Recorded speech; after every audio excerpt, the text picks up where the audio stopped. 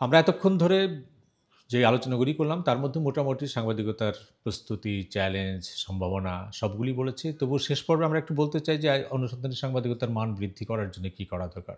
খুব সংক্ষেপে বলি যে মান বৃদ্ধির জন্য ১ম হলো দক্ষতা বাড়ানো।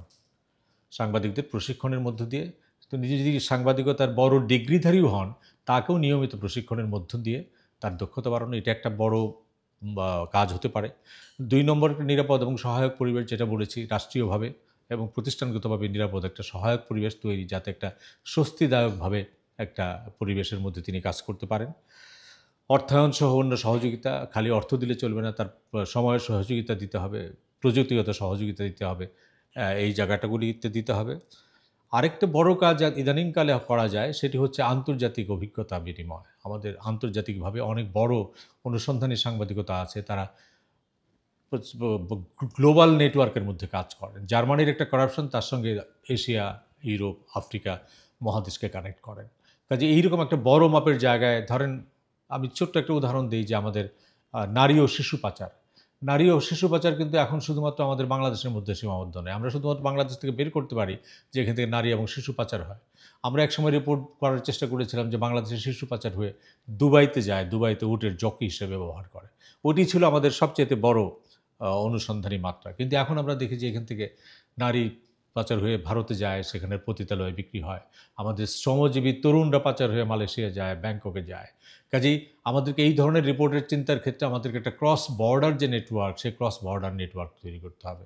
এবং এটি এইরকম না যে আমাদের সিরাজগঞ্জ থেকে মালয়েশিয়ায় ২০০ জন তরুণ পাচার হয়ে গেছে। এটা কাভার করার জন্যে বাংলাদেশের একজন সাংবাদিককেই মালয়েশিয়ায় যেতে হবে এবং অনুসন্ধানী রিপোর্ট করতে হবে। কারণ এটা সম্ভব না। মালয়েশিয়ার যে জিওগ্রাফিক্যাল প্রকৃতিগত অবস্থা সেটি হয়তো পারব না। কিন্তু আমার যদি রিপোর্টে মালয়েশিয়ান সাংবাদিকদের একটা গ্রুপ আমি পার্টনারশিপ পাই, তাহলে পরে আমাদের এই রিপোর্টটি করা সহজ হয়।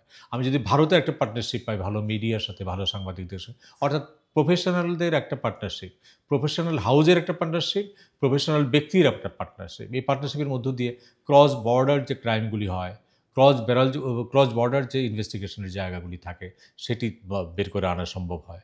আরেকটা হচ্ছে মিডিয়ার যে বিভিন্ন ধরনের অনুষ্ঠান থাকে, বিভিন্ন ধরনের আলোচনা থাকে, সেই আলোচনাগুলোর মধ্য দিয়ে একটা জনসচেতনতা বৃদ্ধি। মানুষকে বলা দরকার যে আপনারা তিনি বলেছেন, তিনি নেতা বক্তৃতা দিয়েছেন, ফিতা কেটেছেন। এই নিউজ আর কতদিন দেখবেন? আপনাদেরকে তো আরো ভালো কিছু দিতে হবে। টেলিভিশনে শুধুমাত্র উদ্বোধন, শুধুমাত্র অনুষ্ঠান, শুধুমাত্র সেমিনারের বক্তৃতা আর কতদিন শুনবেন? আপনার তো ১ টা ২ টা ভালো রিপোর্ট দিতে হবে। মানে পাঠকদের মধ্য থেকেও, দর্শকদের মধ্য থেকে একটা চাহিদা তৈরি করতে হবে। এটি সাংবাদিকদের যে সংগঠন আছে, সাংবাদিকদের নিয়ে যে কাজ করেন সংগঠনগুলো, তারা এরকম আ এক্সটার্নাল যে পার্টনার্স আছে, তাদের মধ্যে একটা আলোচনা করতে পারে। সর্বোচ্চ যেটি করতে হবে, আমি রিপোর্ট করার ক্ষেত্রে একটু আগে বলেছি, নৈতিকতা এবং পেশাদারিত্ব আমাদের বজায় রাখতে হবে। সেই পেশাদারিত্বের ক্ষেত্রে যেন আমরা কোনো কম্প্রোমাইজ না করি, সেই জায়গাটাতে যে কোনো আপোস না করি এবং ফাইনালি যেটি সংবাদপত্রে যারা বিনিয়োগ করেন, তাদেরকে বোঝাতে হবে সংবাদপত্রের বিনিয়োগ বা টেলিভিশনে বিনিয়োগ হচ্ছে আপনার ব্যবসা। কাজেই ব্যবসা যদি আপনি ভালো করতে চান, তাহলে যত মানুষ পত্রিকা পড়বে, তত আপনার ব্যবসা ভালো হবে।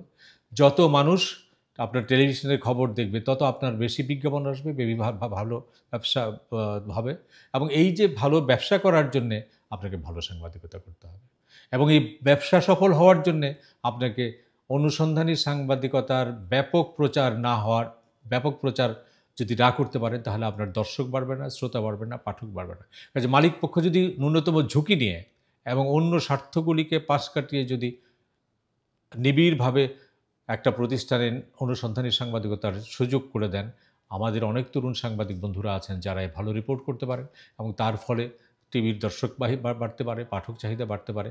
কাজেই এই জায়গাটা খুব গুরুত্বপূর্ণ যে মালিককে তার রাজনীতি, তার ব্যবসা, তার পাশাপাশি গণমাধ্যমও একটা ব্যবসা এবং সেই ব্যবসাটা ভালো সাংবাদিকতার ব্যবসা। এই জায়গাটাতে যদি আমরা একটা সমঝোতায় আসতে পারি, একটা সহযোগিতায় আসতে পারি, তাহলে পরে আমার ধারণা আমাদের যে চ্যালেঞ্জগুলি অতিক্রম করা সহজ